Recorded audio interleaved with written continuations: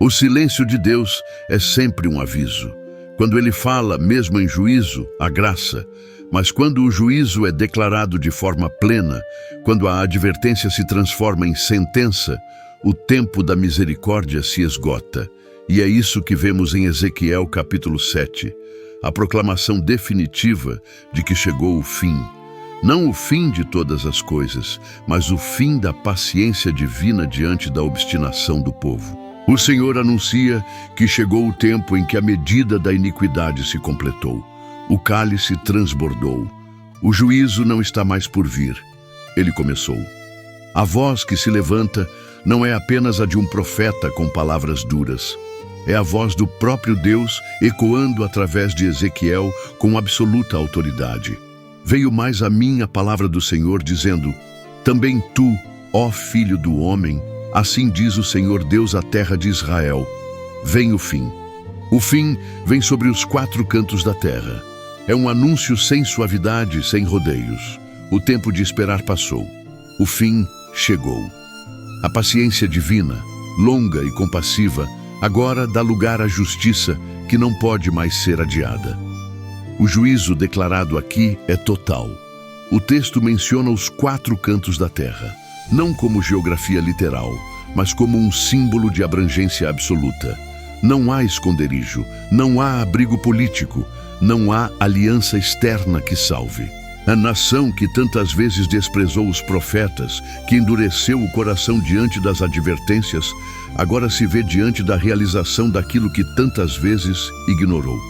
O Senhor diz: agora será o fim para ti, e enviarei sobre ti a minha ira, e te julgarei conforme os teus caminhos, e porei sobre ti todas as tuas abominações. A justiça divina será conforme os caminhos do povo.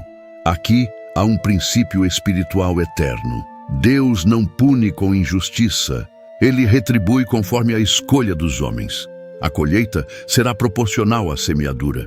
E o que Israel havia plantado durante gerações foi rebeldia, idolatria, violência, desprezo pela aliança. É importante perceber como essa justiça é descrita. Não é cega nem emocional. Deus não está agindo por vingança, mas por fidelidade à sua própria santidade. Ele havia alertado desde os tempos de Moisés que se o povo se desviasse, o juízo viria.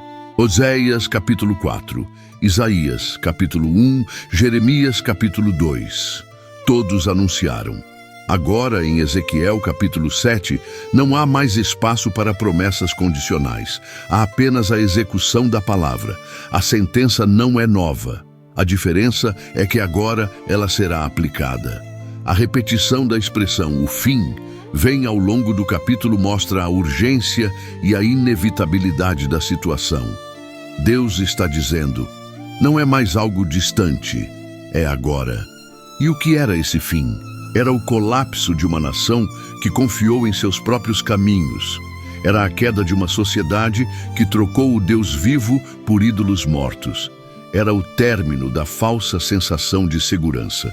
Para nós, essa passagem também serve como alerta.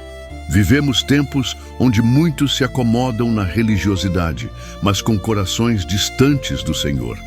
Onde a justiça é torcida, a adoração é mecânica e a obediência é parcial. E o Senhor continua sendo o mesmo. Ele é longânimo, mas não negligente. Ele é paciente, mas não permissivo. Quando o povo insiste em desprezar a graça, chega um momento em que resta apenas a justiça. O texto nos leva a refletir: até quando resistiremos à voz de Deus? Até quando ignoraremos os sinais? Até quando toleraremos altares mistos em nossos corações? Porque o mesmo Deus que falou com Ezequiel continua falando hoje. E embora o juízo não venha em forma de destruição nacional, como em Israel, ele vem de outras formas.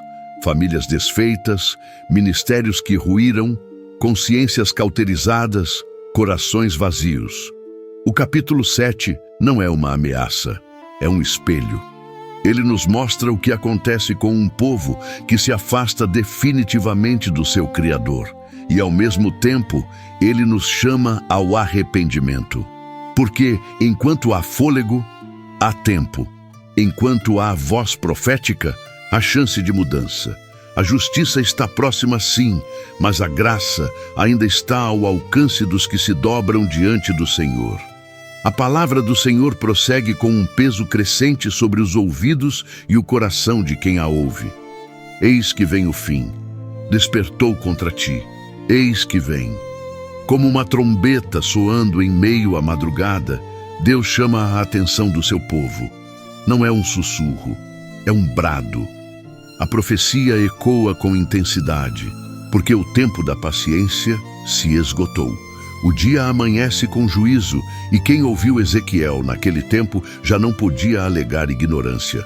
O fim não era apenas uma ideia, era uma realidade decretada pelo próprio Deus.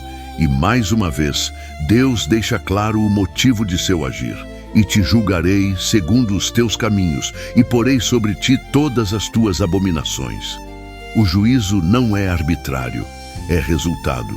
É o fruto amargo de uma árvore que há muito tempo deixou de dar frutos dignos de arrependimento.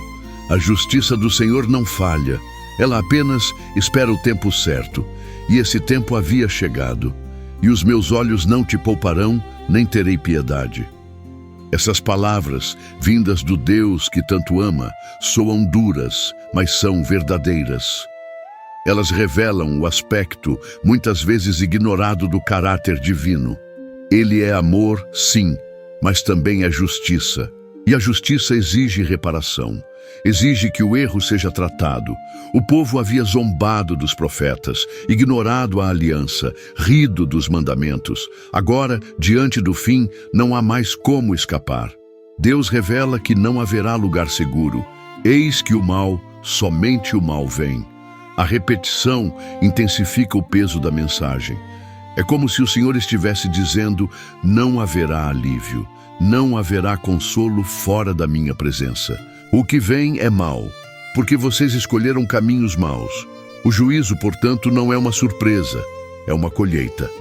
E o que dizer da imagem do povo batendo palmas, celebrando, enquanto a iniquidade se multiplicava? Deus diz: a soberba floresceu, a violência se levantou. Essa é uma descrição perfeita da queda espiritual. Um povo altivo, convencido, que pensa estar bem diante de Deus, mas está totalmente fora da vontade divina. A soberba é o prenúncio da queda, e a violência é o fruto da ausência de temor. As palavras seguintes são ainda mais contundentes. Chegou o tempo, é chegado o dia. O comprador não se alegre, nem o vendedor se entristeça. Aqui, Deus mostra que até as atividades cotidianas, como o comércio, serão afetadas. A vida, como era conhecida, deixará de existir. Não haverá negócios, festas, planos futuros. Tudo será paralisado pelo peso da mão divina. A normalidade será interrompida pelo juízo. Essa passagem nos lembra que quando Deus intervém, nenhuma esfera da vida humana permanece inalterada.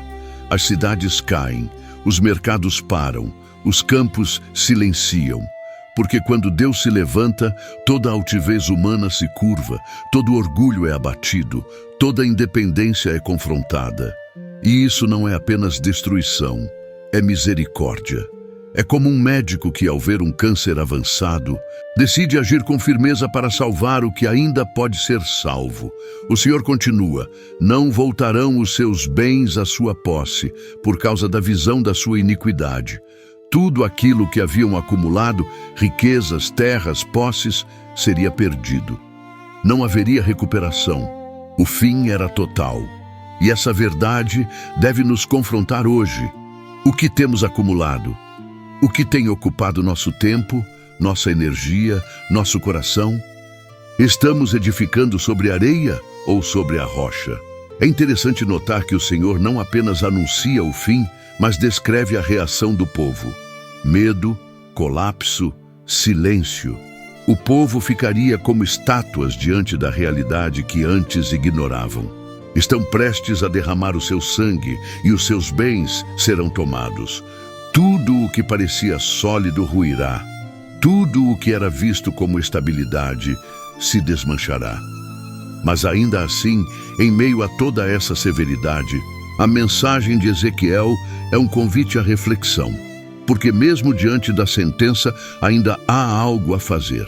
Reconhecer a soberania de Deus, arrepender-se enquanto há tempo, dobrar o joelho antes que o juízo dobre o orgulho. E para nós, a pergunta permanece: temos ouvido a trombeta do Senhor ou temos ignorado os seus alertas? Estamos prontos para o que está por vir ou ainda construímos nossos planos como se o amanhã fosse garantido? O tempo é agora. A palavra está sendo proclamada e o coração que ouve e se dobra pode encontrar refúgio mesmo diante do fim. A profecia segue com um tom de urgência crescente. O profeta Ezequiel, agora tomado pelo peso da palavra de Deus, declara que o povo viverá dias de caos absoluto. A trombeta já soa e tudo está preparado, mas ninguém irá à peleja, porque o meu furor está contra toda a multidão deles. A preparação militar seria inútil. As estratégias humanas se mostrariam incapazes. A força dos exércitos de Israel não serviria de nada diante do furor do próprio Deus. Quando o Senhor é quem combate, não há quem possa resistir. E então, o texto mergulha em uma descrição do colapso espiritual, emocional e social do povo. De fora, a espada; de dentro, a peste e a fome. A ameaça é por todos os lados. O povo estará cercado, não apenas por inimigos, mas pela consequência inevitável dos seus pecados. Aqueles que escaparem da guerra morrerão de fome. Aqueles que fugirem da fome cairão diante da peste. Não haverá rota de fuga. É o resultado de uma aliança desprezada e de um Deus zombado por anos. Deus não está apenas punindo, Ele está revelando o que realmente habita no coração do povo. Quando o fim chega, tudo é exposto: a idolatria disfarçada, a confiança nos bens, a arrogância religiosa. Tudo vem à tona, e o que sobra é apenas o desespero. Todos os joelhos se derreterão em água. A imagem é simbólica e poderosa. Os corações se derreterão de medo. Os valentes cairão em pânico. A nação inteira será tomada por uma angústia profunda. O fim não será apenas físico, será existencial. O Senhor continua: e vestir-se-ão de saco, e o terror os cobrirá. Sobre todos os rostos haverá vergonha, e sobre todas as suas cabeças, calvície. Esses sinais externos representam o luto, a humilhação, o desespero. A vestimenta de saco era símbolo de arrependimento, mas aqui aparece como resultado do pavor. Não será um arrependimento voluntário. Será forçado pela realidade do juízo. Até a aparência das pessoas mudará. O orgulho será lançado ao chão. A soberba dará lugar ao abatimento. Lançarão a sua prata nas ruas e o seu ouro se tornará imundícia. Essa é uma das declarações mais profundas do texto. Aquilo que antes era considerado valioso, o dinheiro, os bens, os tesouros, será tratado como lixo. Por quê? Porque no dia da ira do Senhor, essas coisas não salvam. A prata e o ouro não podem comprar redenção. Não podem aplacar o furor divino. O que antes era ídolo, agora será vergonha. E aqui está um dos maiores confrontos para o coração humano. O que tem valor para você? Aonde está sua confiança? Em tempos de estabilidade, é fácil se apoiar nos recursos. Mas quando o céu se fecha, quando a voz do Senhor soa como trombeta de juízo, os verdadeiros alicerces se revelam. Quem construiu sobre a areia verá tudo ruir. Mas quem estiver firmado na rocha, ainda que a tempestade venha, permanecerá de pé. O texto prossegue: nem a sua prata, nem o seu ouro os poderá livrar no dia do furor do Senhor. Não saciarão a sua alma, nem encherão o seu ventre, porque isto foi o tropeço da sua iniquidade. O que o povo desejou, acumulou, cobiçou, agora será seu tropeço. Os bens materiais, antes vistos como bênção, serão testemunhas da idolatria do coração. Deus está mostrando que não se contenta em ser um acessório da vida. Ele é o centro. Tudo o que o substitui será removido, e tudo o que o afronta será exposto. Então, a profecia volta-se contra o templo, o lugar que deveria ser santo, porque converteram a glória do seu ornamento em soberba e fizeram com ele as imagens abomináveis de suas coisas detestáveis. Até o templo foi corrompido. O local da presença de Deus foi contaminado com práticas pagãs. A religião havia se tornado vazia, misturada, orgulhosa, e por isso Deus declara que o templo será profanado. O sagrado foi tocado com impureza e agora será despido da sua glória. Tudo isso aponta para uma verdade dolorosa. Deus não habita em estruturas contaminadas. Ele se retira quando não é honrado. Ele se afasta quando o que é santo é tratado com leviandade. E a consequência é visível. Entregarei isto em mãos dos estrangeiros por presa. Aquilo que deveria ser eterno se tornará ruína. Esse texto nos obriga a olhar para dentro. Como está o templo do nosso coração? Há idolatria escondida? Há mistura no altar? Temos confiado em ouro, fama, conquistas, títulos, ministérios? Ou no Deus que é santo e justo? Porque o juízo começa pela casa de Deus, e Ele, que é paciente, também é santo. E Ele, que é amor, também é fogo consumidor. A boa notícia? Ainda há tempo, ainda há voz, ainda há palavra. E para os que ouvem, ainda há restauração. O Senhor continua sua palavra através de Ezequiel, com imagens ainda mais fortes, demonstrando o quanto o povo se distanciou dele. O texto diz: farei vir os piores dentre as nações, os quais possuirão as suas casas, e farei cessar a soberba dos fortes, e os seus lugares santos serão profanados. O povo que antes desprezava a correção, agora veria suas casas tomadas por estrangeiros, seus santuários destruídos e toda a glória terrena transformada em cinzas.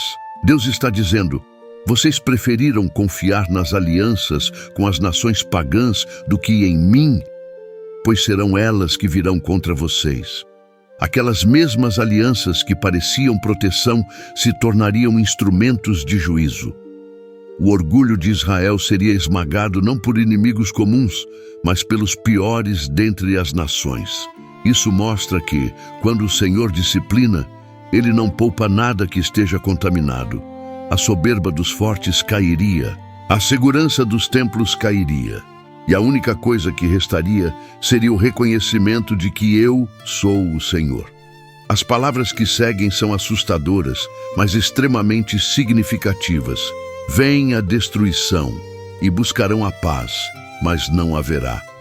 A paz que o povo buscaria não seria encontrada, porque ela não nasce em estratégias humanas, mas na presença de Deus. O povo correria de um lado para o outro, procuraria acordos, oráculos, sacrifícios. Mas o tempo da busca sem entrega já havia passado.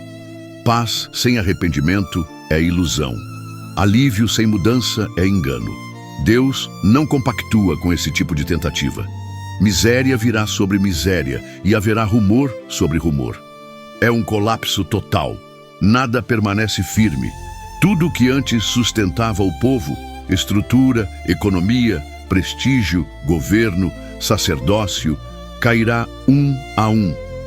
E o que eles farão?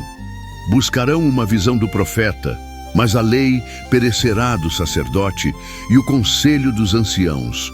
O que antes era fonte de direção, profecia, lei, conselho, agora estará em silêncio. É o eco do abandono.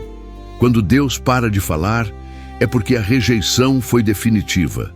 Esse é um dos maiores temores espirituais que alguém pode ter.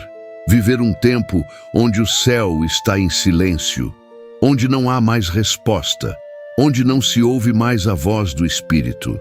Isso acontece quando o pecado é levado ao extremo, quando a dureza de coração fecha os ouvidos para o chamado, quando as oportunidades se repetem e são desprezadas. A palavra não mais desce, a revelação não mais chega, e o povo se perde em meio ao vazio que criou. Vestir-se-á o rei de pranto, e o príncipe se cobrirá de horror, e as mãos do povo da terra tremerão. Aqui, Deus mostra que nem os líderes estarão isentos. O juízo virá sobre todos, rei, príncipe, povo. Não haverá classes privilegiadas. A dor será democrática. Aqueles que antes governavam com arrogância, agora chorarão como qualquer outro. O peso do juízo será tão intenso que até os mais poderosos tremerão. E então, Deus encerra o capítulo com uma sentença inquestionável.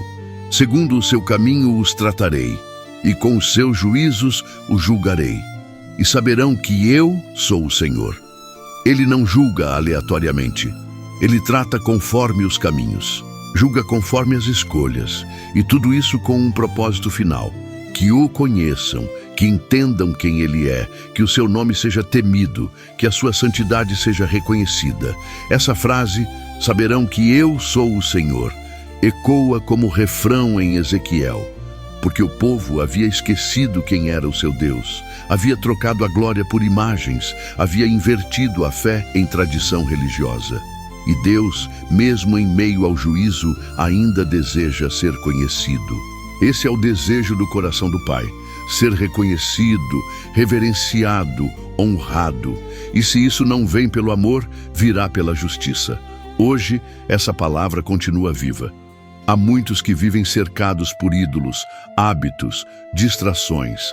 Há casas dominadas pelo engano, altares misturados, corações que se dizem cristãos, mas que ignoram a presença do Espírito. E a pergunta de Deus continua: até quando? Até quando seguirão tentando construir paz sem arrependimento? Até quando buscarão conselhos, mas rejeitarão a palavra? O fim anunciado por Ezequiel é, antes de tudo, uma advertência para cada geração. Porque Deus não mudou, sua justiça permanece, e seu chamado também. Voltem-se para mim. O desejo do Senhor não é destruir, é transformar. Mas a transformação só vem depois do arrependimento. Quando isso acontece, mesmo as ruínas podem florescer novamente. O capítulo 7 do livro do profeta Ezequiel chega ao seu clímax, como uma trombeta que ecoa até o fim. A cada versículo, a mensagem é reforçada com mais clareza e severidade. O fim chegou. Não apenas o fim de uma era política, econômica ou social, mas o fim da tolerância divina com o pecado persistente, o fim da aparência de fé, o fim de uma geração que rejeitou a aliança e abraçou os seus próprios caminhos. Quando o Senhor declara: segundo o seu caminho os tratarei, e com os seus juízos os julgarei, e saberão que eu sou o Senhor. Ele está não apenas executando a justiça, mas restaurando a verdade sobre quem ele é. Porque o povo havia criado uma imagem distorcida de Deus. Haviam se acostumado com uma religiosidade superficial, baseada em rituais sem reverência, em sacrifícios sem coração, em líderes que falavam o que agradava e não o que confrontava. Agora tudo isso cairia por terra. A falsa paz, as riquezas acumuladas, os ídolos entronizados, os altares contaminados, tudo seria exposto. A segurança que tinham em suas posses seria desmascarada como vã. Os que antes zombavam da palavra agora ficariam em silêncio, cobertos de vergonha. O silêncio de Deus, antes sutil, se transformaria em um grito de juízo. Contudo, mesmo diante dessa atmosfera carregada de dor e destruição, há um fio invisível de esperança. Deus ainda está falando. E enquanto ele fala, ainda há tempo para ouvir. O fim pode ser evitado por aqueles que se quebrantam. O colapso pode ser transformado em recomeço se houver arrependimento verdadeiro. A justiça de Deus nunca se separa de sua misericórdia, mas ela exige sinceridade, santidade e retorno completo à sua presença. Neste tempo, Deus está fazendo as mesmas perguntas ao nosso coração. Até quando adiaremos nossa rendição? Até quando permaneceremos em altares mistos, com um pé no mundo e outro na igreja? Até quando acharemos que o juízo é para outros e não para nós? Não espere o colapso para buscar o arrependimento. Não espere o silêncio de Deus para valorizar sua voz. O chamado é agora, e a resposta precisa ser imediata. Agora ore comigo. Senhor meu Deus Todo-Poderoso, diante da Tua santidade, reconhecemos nossas falhas, nossa idolatria disfarçada, nossa resistência em ouvir a Tua voz. Como o povo de Israel, tantas vezes nos desviamos dos Teus caminhos, confiamos em nossos próprios recursos, adoramos o que não era digno e ignoramos os Teus avisos. Perdoa-nos, ó Deus, rasga os véus que cobrem nosso entendimento, derruba os altares que construímos com orgulho, vaidade e independência. Restaura em nós o temor ao Teu nome. Não queremos Te conhecer apenas pelo juízo, mas pela comunhão. Não queremos apenas ouvir falar de Ti, queremos viver contigo, Te obedecer, Te honrar. Clamamos para que o Teu Espírito nos visite novamente, que a Tua voz nos desperte, nos transforme, nos alerte e nos salve. Dá-nos um coração quebrantado, contrito e sensível à Tua palavra. Recebe nossa entrega, Senhor. Somos Teus. Não permitas que o fim nos alcance sem que sejamos transformados por Ti. Em nome de Jesus Cristo, nosso Senhor e Salvador, oramos e Te agradecemos. Amém. Você que ouviu essa palavra sabe o que Deus está falando com você. Talvez esteja cercado de ruínas internas, de altares esquecidos, de fé adormecida. Talvez você tenha confiado em muitas coisas, menos no Deus que salva. Talvez esteja vivendo como se o amanhã estivesse garantido, sem perceber que o tempo é agora. Hoje, o Senhor te chama, não com voz de condenação, mas com amor firme e verdadeiro. Volte-se para Ele antes que o fim te alcance. Abandone os ídolos, derrube os muros de resistência, reconstrua o altar verdadeiro.